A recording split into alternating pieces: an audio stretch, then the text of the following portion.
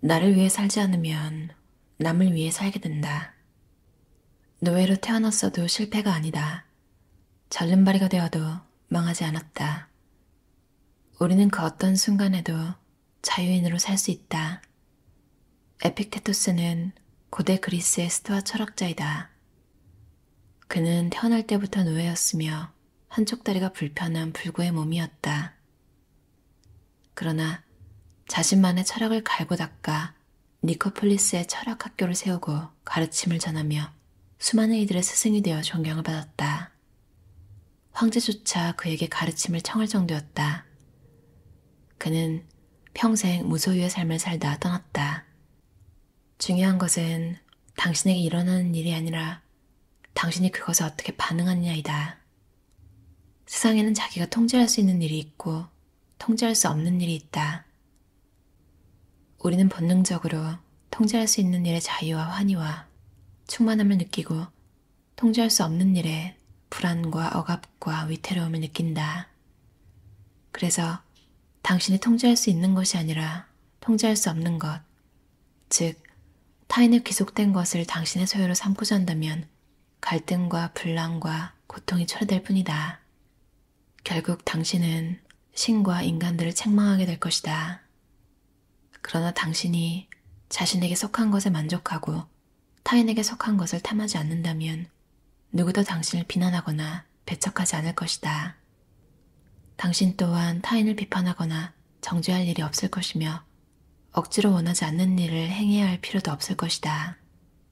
그러면 누구도 당신을 해하지 않을 것이고 누구도 당신을 대적하지 않을 것이며 누구도 당신에게 고통을 줄 수 없다.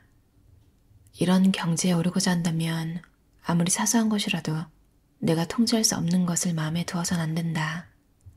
이를 위해 때로는 불필요한 행위를 멈춰야 하고 때로는 판단을 보류해야 한다. 통제할 수 없는 일에 대한 혐오를 거둬라. 통제 불가능한 것을 욕망하는 사람은 좌절할 수밖에 없고 결국 욕망이 먹잇감이 되어 통제 가능한 것들마저 얻지 못하게 된다. 따라서 무언가를 욕망하거나 혐오할 때는 품격과 분별, 절제를 잃지 말아야 한다. 잃은 것이 아니라 돌아갔을 뿐. 어떤 일에 대해서도 잃었다라고 말하지 마라. 대신 돌아갔다라고 말하라. 재물을 빼앗겼는가? 그 또한 원래 자리로 돌아간 것이다. 앗아간 그 사람이 나쁜 사람인가? 그 사람이 가진 재물 또한 누군가에게 돌아갈 것이니 당신이 관여할 필요는 없다. 무엇을 가지고 있더라도 당신의 것이라고 생각하지 마라. 여행자가 숙소를 집이라 여기지 않는 것처럼 집착이 노예를 만든다. 배우자와 자녀와 친구가 영원히 살기를 바라는 것은 헛된 욕망일 뿐이다. 통제할 수 없는 일을 통제하려 하고 자신에게 속하지 않은 일을 자신의 것으로 오해하는 일이기 때문이다.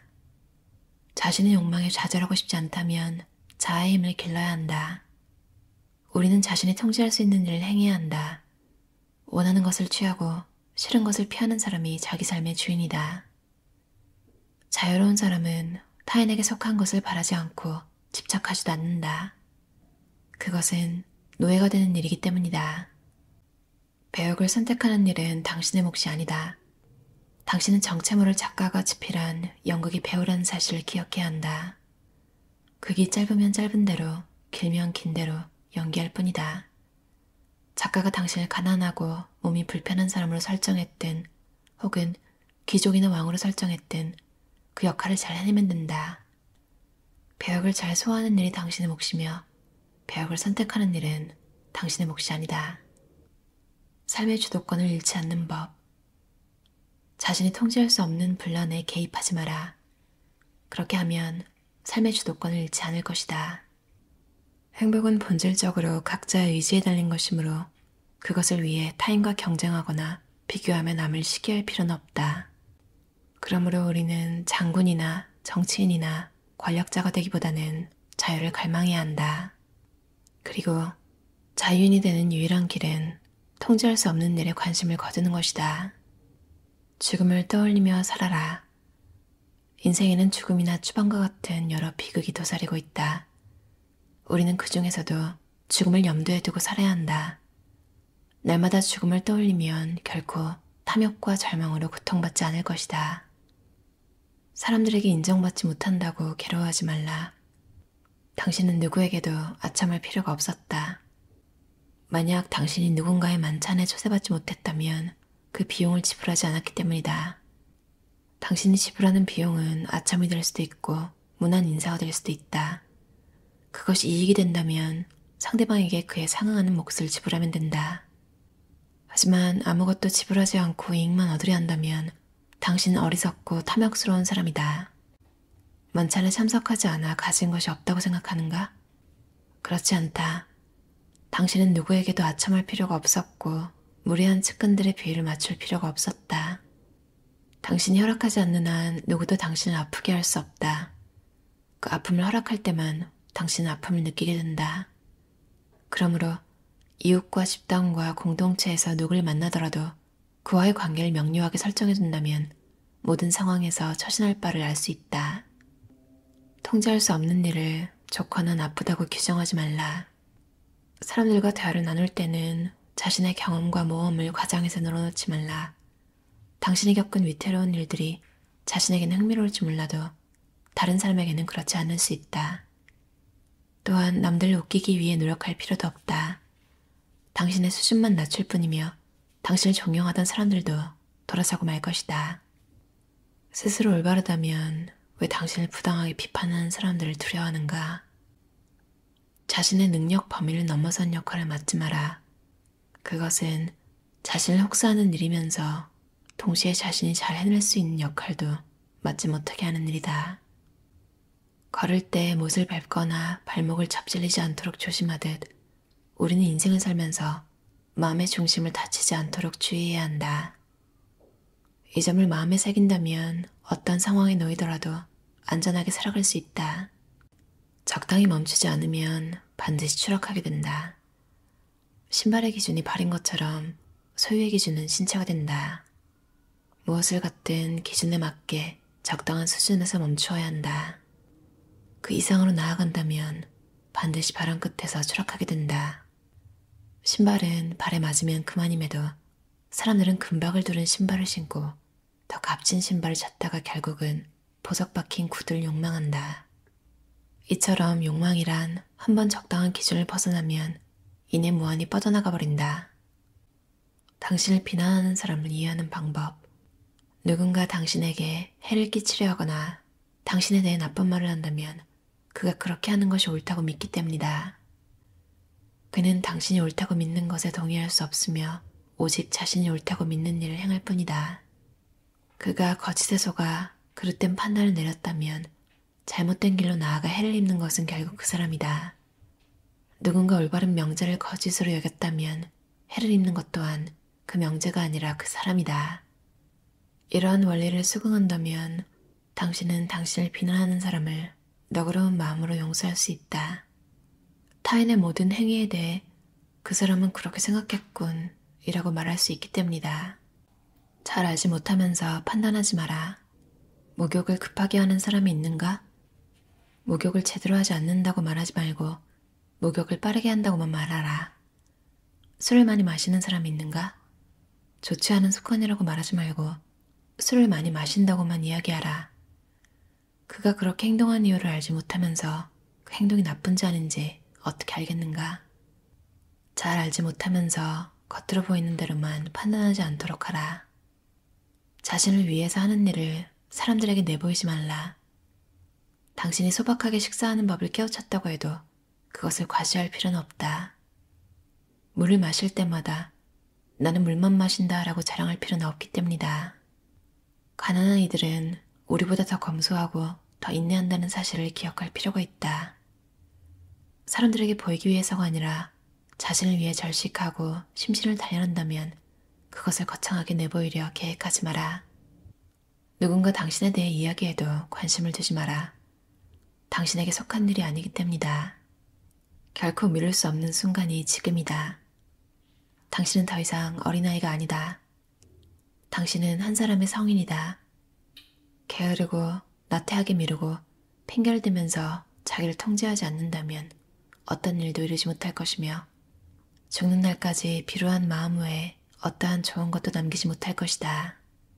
행복으로 가는 길은 오직 하나뿐이다. 그것은 우리의 의지를 넘어선 것에 대한 걱정을 멈추는 것이다. 에픽테토스의 나를 위해 살지 않으면 남을 위해 살게 된다라는 책이었어요. 에픽테토스가 직접 쓴 책은 아니고 제자인 아리아노스가 그의 강의와 대화를 엮어서 집필한 책이라고 해요. 참 사는 게 힘들게 느껴지는 날들이 있잖아요. 요즘 좀 그런 게 많은 것 같은데 거의 다 인간관계 때문이고, 근데 인간관계, 내가 아닌 다른 사람을 우리가 어떻게 할 수 있나요? 우리의 통제 바뀌죠. 특히 뭐 어린이, 애기라 가지고 잘못된 게 있으면 얘기를 해주거나 뭐 오해가 있으면 쉽게 얘기를 해서 아 그랬구나 뭐 잘 받아들이는 이런 게 아니라 이미 머리가 굳었다 해야 되나요? 그러니까 자기 주장이 다 있잖아요. 자기만의 그 갈고 닦아온 고정관념 같은 것도 있고, 그래서 성인이 대화를 했을 때 갈등이 생기면 더 풀기가 힘든 것 같아요. 왜냐면 보통은 몰라서 그런 갈등이 생기기보다는 그냥 정말로 가치관이 많이 달라서, 그러니까 진짜 다 양면이 있는 것 같아요. 성격이라는 게. 와, 남의 눈치를 안 보는 자기 주장이 강한 성격이라서 멋있어. 이런 동료랑 친해져서 같이 이렇게 좀 친해지다 보면 그 남 의식하지 않고 자기 멋대로인 성격의 단점이 고스란히 그러니까 나에게 오잖아요. 그런 것도 있고 참 신기해요. 자기랑 다른 성격이 멋있어 보이잖아요. 좀 와 나는 못하는데 저렇게 하다니. 근데 또 길게 보면 그냥 자기랑 비슷한 사람이 제일 잘 맞는 것 같고 친구로서 또 근데 또 너무 비슷하면 약간 좀 자기 혐오, 동족 혐오처럼 좀 질려버린다고 해야 되나 뭐 그런 얘기도 들었고 그래서 친구는 그냥 사람은 그러니까 저 같은 성격은 그냥 가끔 만나는 게 낫다 이런 생각이 들었어요. 그러니까 누군가 온전히 이해를 해주면 정말 정말 좋겠죠. 행복한 인생이겠는데 누구나 그런 행운을 누릴 수 있는 건 아니잖아요. 오늘도 다시 한번 생각하게 되는 사람과의 관계에서 스트레스를 받는 경우에 상대방은 정말 그렇게 믿기 때문에, 그러니까 그렇게 확고한 믿음이 있기 때문에 내가 듣기에는 말도 안 되는 얘기를 하는 거고, 근데 그 사람 입장에서는 내가 하는 얘기도 그렇게 들리겠죠? 진짜 인생은 왜 이렇게 힘든 걸까요? 가끔 힘들 때는 이렇게 막 파고드는 것 같아요. 아니, 인생이 이렇게 힘든데 어떻게 사람들 모두가 마치, 뭐 그냥 가볍고 행복하게 사는 거죠. 그러니까 뭔가 나 빼고 다 작당을 해서 무슨 나를 속이고 있나 이런 생각이 들 정도로 가끔은 왜 이렇게 다들 쉽게 살아가는 것 같지? 그러니까 이건 뭐, 그 사람들이라고 다 쉽겠어요? 그러니까 남들을 배려해서 그런 안 좋은 얘기는 좀 숨기고 좋은 모습을 보이려고 하는 거죠. 그렇게 생각을 해도, 그냥 좀 뭐랄까요. 가끔 너무 막, 심연이잖아요, 심연. 이런, 너무 이렇게 막 깊은 얘기를 하면.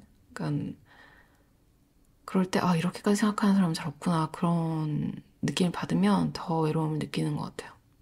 다행히 책이라는 게 있어서 언제든 정말 기분에 따라서 골라 읽을 수 있는 책들이 항상 있어서 참 도움을 많이 받고 있는데, 제목이 너무 끌리더라고요. 나를 위해 살지 않으면 남을 위해 살게 된다. 그 뭔가 좀 아까 말한 저는 좀 자기 주장을 잘 못하고 유튜브에서는 이제 혼자 떠드니까 아무도 제 말을 가로막지 않잖아요. 근데 현실 사회에서는 좀 뭐랄까요.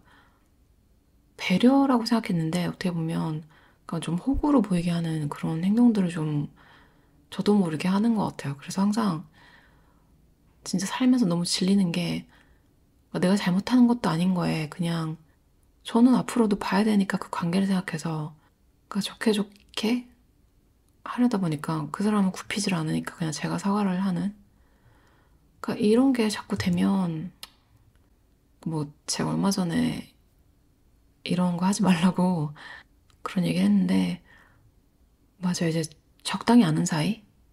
그러니까 뭐랄까요. 그냥 진짜로 지인 정도? 그러면 모르겠는데 뭔가 좀 친구의 영역으로 들려오려는 사람 있잖아요. 그냥 그런 정도에 가까운 사이에 또 이런 일이 벌어지면 그때는 감정적으로 너무 스트레스를 받는 거예요. 그래서 또 사과를 하고 있더라고요. 그러면 또 자괴감이 들죠. 아, 이 사람은 나를 이렇게밖에 생각 안 하고 이렇게 행동하는데 나는 왜 이럴까? 이게 뭐 좋게 생각하면 아, 그래, 뭐 더 어른스러운 사람이 참고 그냥 둥글둥글하게 받아주는 거지 라고 생각할 수 있는데 당사자도 그렇게 생각하겠냐고요. 그냥 아, 만만히 호구나. 아, 그냥 어떤 생각이 드냐면 사는 동네랑 이런 거 좀 다 바꾸고 싶다. 물갈이를 하고 싶다. 제발 새로운 곳에 가서 그러니까 애초에 좀 좋은 사람들이 많은 그런 곳에서 정말 아무랑이랑 얘기해도 좀 말이 편하게 통하고 이상한 신경전을 하지 않아도 되는 그런 동네에서 살고 싶다 이런 생각이 막 들어왔어요. 좀 대도시에서 살고 싶다 이런 생각이 들고 그러니까 회오리 같은 이런 감정? 그러니까 오늘은 좀 차분하게 가라앉히고 1분 명상도 하고 차도 마시고 그리고 좀 다시 한번 내가 통제할 수 없는 일에 신경을 끄자 이런 걸 의식적으로 하는 기간을 좀 가지려고 해요. 책에서도 나왔듯이 지금뿐이다. 그리고 나를 위해 살지 않으면 남을 위해 살게 된다. 이게 저한테도 하는 말이기도 한데 여러분 스스로를 믿고 아니라고 생각하는 말에 휘둘리지 말고 스스로에게 최고의 친구가 되어주셨으면 좋겠어요. 저도 저 자신한테 그렇게 되도록 노력할게요. 좋은 밤 보내세요.